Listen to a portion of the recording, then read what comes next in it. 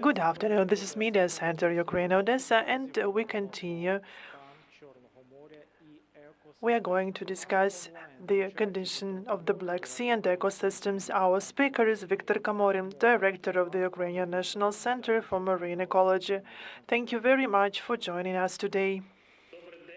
Good afternoon. I am happy to see you and to hear you. Likewise. It's been 5 months after the tragedy at the Kakhovka Dam. And at the beginning, the scientists said that it would take at least 1 year for the ecology to recover. But by the end of the summer, we saw that the seaside was open for Odesa residents. Does it say about the recovery? I would like to remind that the result is the catastrophe following the explosion at the Kakhovka Dam. A lot of toxic materials got to the Black Sea, like toxic metals, chlorine, oils. And this was not just above the threshold, but they were above, in some cases, in 400 times. We also inspected animals of the Black Sea, like mussels, fish, the remnants of dolphins, mullets. And we noticed that in some cases, the concentration of the mentioned substances was in 100, even 1,000 times more than the allowed threshold. This means that the toxic substances that got to the Black Sea, they not scattered around the whole Black Sea, but they were accumulated in some of the chains of animals like mussels, zooplankton, fish, and dolphins. Moreover, one of the dolphins that we examined had in him a stomach like masses of half-digested fish. So before its death, dolphin was hunting, and only after getting a lot of toxic substances died. That's why we cannot say that these toxic substances got somewhere. Partially, some of them scattered around the Black Sea, but some of them they are left in the Odesa harbor, in the Buch-Liman. When it comes to the contamination of the Black Sea near the Odesa coastline, it depends on the weather conditions. Then the winter blows from Dnipro, Buch-Liman to the Odesa estuary. We can see a lot of toxic materials, biogene materials. We can see water flowering. But on the other hand, when there are stormy winds, all these substances collected on the bottom of the Black Sea are stored up and get back to the Black Sea ecosystem. And they have even worse impact on the animals that have already accumulated some of these substances. I can't say that everything's fine. Although, when it comes to the toxic indicators of water, when we had neutral winds, not that strong, and not from the direction of the Dnipro-Buch-Liman, the water was rather clean and people could swim. But, as I've already mentioned, under certain specific conditions, I do not recommend to swim in the Black Sea. And I also do not recommend to east, seafood, like fish caught near the Odesa coastline in the Odesa Bay.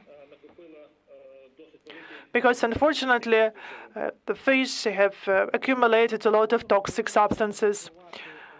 When it will be possible to consume fish caught in the Odesa Bay, I cannot give you any forecast because the inspections are ongoing. And we are going to take probes of bioorganisms, not only to analyze them by ourselves, but also to send them to the European labs.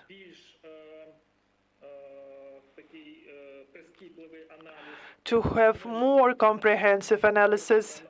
For example, we could analyze around 70 substances, while the European lab can analyze around 2,000 substances. And we will get more comprehensive information about toxic materials contained in the Black Sea.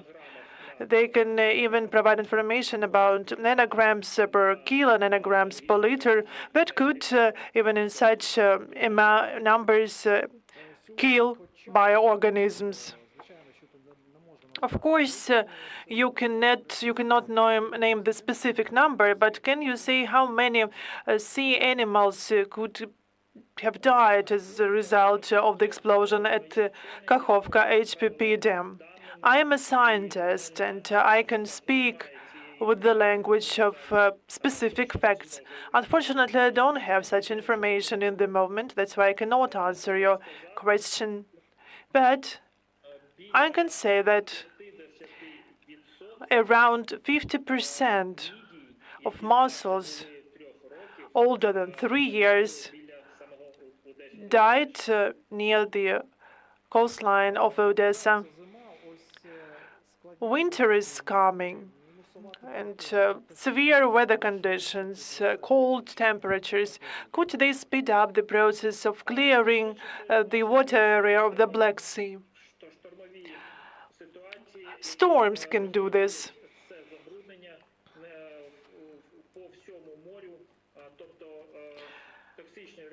Storms can distribute all these toxic substances like heavy metals, oil, carbons, and carbohydrates all over the Black Sea, because it is really very difficult to get rid of them when they accumulate. Some chlororganic substances have 10, 20 years of half-life, so they can stay here for a long time.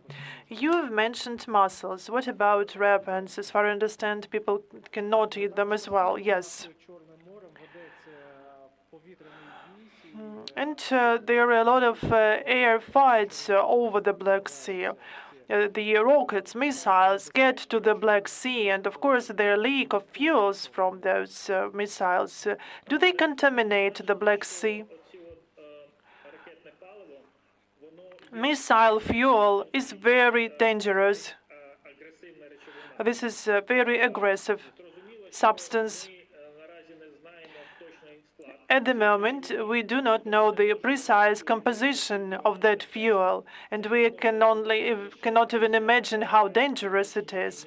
It will be possible only after the war is over. We won't be able to go to the sea on our boats to take probes of water, bottom, and to analyze these substances. We also know that the occupiers scattered mines in the water area of the Black Sea. Do you know any cases when animals are killed by mines? And it is now possible only near the Odesa coastline, but unfortunately we cannot inspect the situation in the water area. What is your forecast for the next summer? Will it be safe to swim in the sea? What will it depend on? First of all, it will depend on stormy weather during winter and the severity of the upcoming winter. And secondly, it will depend on distribution of the chemical substances. And of course, we should be aware about other sources of contamination because, unfortunately, the war is not over, and we can just anticipate other emergencies. And the last question. As a result of explosion at Kakhovka Dam, do you record any contamination of water areas of the your neighbor states? I can say that through satellite imaging, we were able to see flowering of water from Dnipro, Liman to Turkey. For example, we have satellite images for the 24th of July. As for the reasons of the flowering, was it caused by contaminated water in Dnipro, Liman or estuary? It is still a question because every country has its own sources. But such situation for the whole of the Black Sea is characteristic for the end of the summer, not at the beginning of the summer. And this can be a sign that the emergency situation had not only a negative impact on the coastline of Ukraine, but also on the water areas of the neighbor states, Romania, Bulgaria, and even Turkey.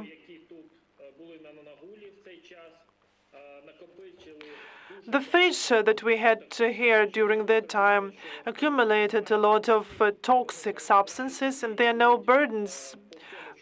borders for fish. The fish migrate all over the Black Sea. That's why we should follow carefully the population and migration of the fish that can reach the coastline of Turkey or Georgia. Thank you, Viktor, for joining us today. And I would like to remind that was Viktor Komorin, director of the Ukrainian National Center for Marine Ecology. We will continue at 2 p.m.